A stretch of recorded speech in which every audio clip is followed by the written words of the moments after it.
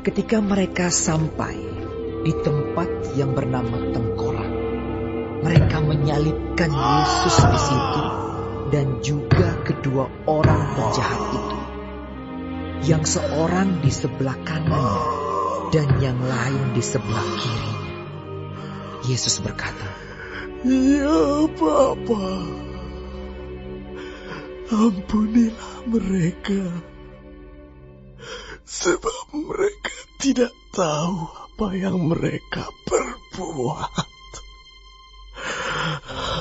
Dan mereka membuang undi untuk membagi pakaiannya. Orang banyak berdiri di situ dan melihat semuanya. Pemimpin-pemimpin mengejek dia, katanya, "Orang lain ia selamatkan. Biarlah sekarang ia menyelamatkan dirinya sendiri. Jika ia adalah Mesias, orang yang dipilih Allah." Juga prajurit-prajurit mengolok-olokkan dia.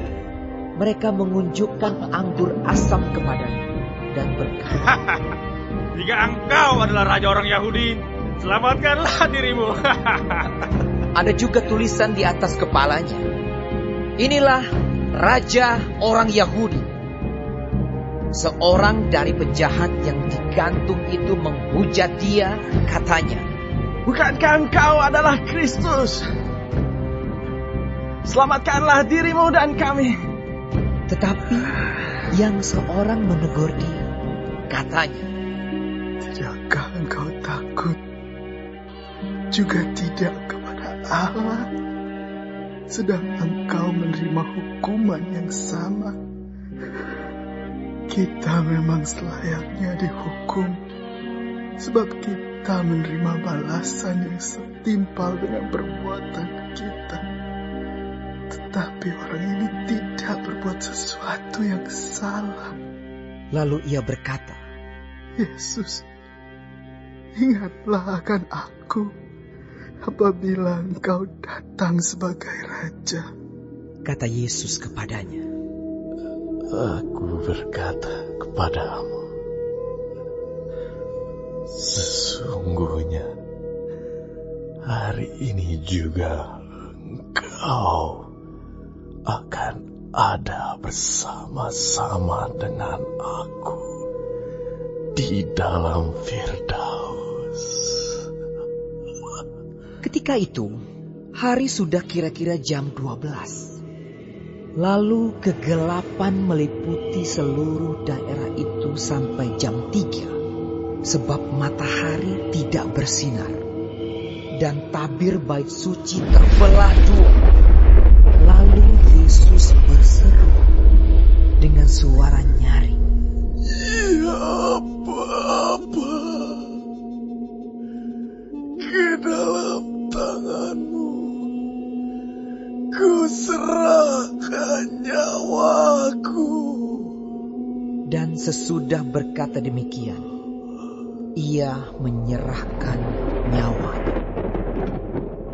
Ketika kepala pasukan melihat apa yang terjadi, ia memuliakan Allah. Katanya, "Sungguh, orang ini adalah orang benar." Dan sesudah seluruh orang banyak yang datang berkerumun di situ untuk tontonan itu, melihat apa yang terjadi itu, pulanglah mereka sambil memukul-mukul diri. Semua orang yang mengenal Yesus dari dekat, termasuk perempuan-perempuan yang mengikuti dia dari Galilea, berdiri jauh-jauh dan melihat semuanya itu. Adalah seorang yang bernama Yusuf. Ia anggota majelis besar dan seorang yang baik lagi benar. Ia tidak setuju dengan putusan dan tindakan majelis itu. Ia berasal dari Arimatea, sebuah kota Yahudi, dan ia menanti-nantikan kerajaan Allah. Ia pergi menghadap Pilatus dan meminta mayat Yesus. Dan sesudah ia menurunkan mayat itu, ia mengapaninya dengan kain lenan, lalu membaringkannya di dalam kubur yang digali di dalam bukit batu, di mana belum pernah dibaringkan mayat. Hari itu adalah hari persiapan dan Sabat hampir mulai. Dan perempuan-perempuan yang datang bersama-sama dengan Yesus dari Galilea ikut serta, dan mereka melihat kubur itu dan bagaimana mayatnya dibaringkan.